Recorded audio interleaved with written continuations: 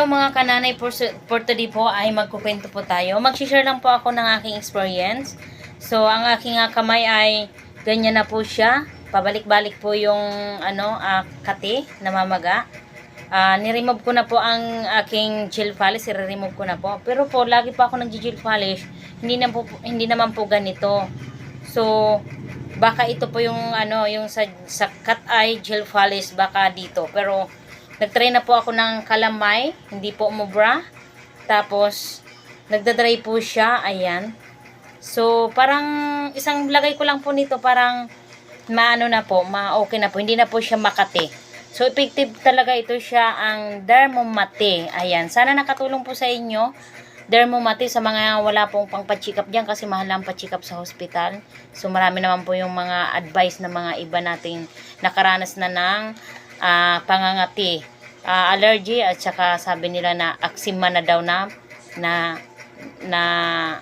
sakit. So baka tulong guys, i-try nyo po ito. May kamahalan lang po siya, nasa 390 po. Parang mabisa po talaga siya, kasi parang nawala na po ang aking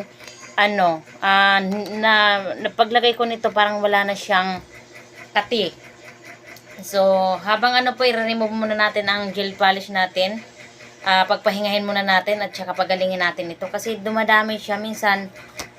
Namamaga siya, tapos parang umano po siya sa sa pag nainitan nyo ng tubig. Siguro bawal yung maligamgam na may mga asin.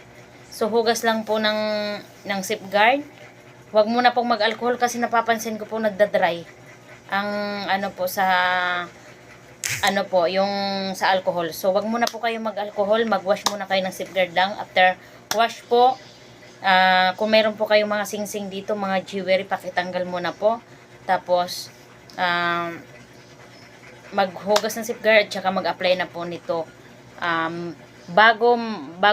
pagtapos nyo maligo, at saka sa pagtulog nyo paggabi, pagtapos nyo rin mag-shower. So para hindi po siya mag-dry, lagyan nyo na po ng petroleum jelly. So try lang nyo po, wala naman pong magagawa. Baka makatulong po kayo. Share ko pa na po ang mga naka-experience ko po, kaysa pa magpa-check up pa po kayo. Pero kung naubos na po yung sachet nito, at saka hindi pa po na gumaling, magpa-check up na po kayo sa doktor kung ano po talaga ang magandang gamot dyan. Kung iinumin talaga or pahid lang kaya. So sana nakatulong po. Ito po ang ang petroleum jelly para sa mag-dry, hindi mag-dry po ang nyo.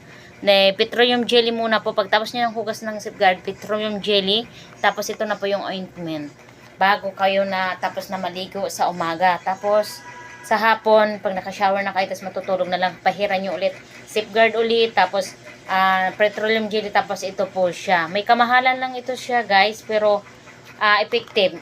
Sana nakatulong. Thank you for watching.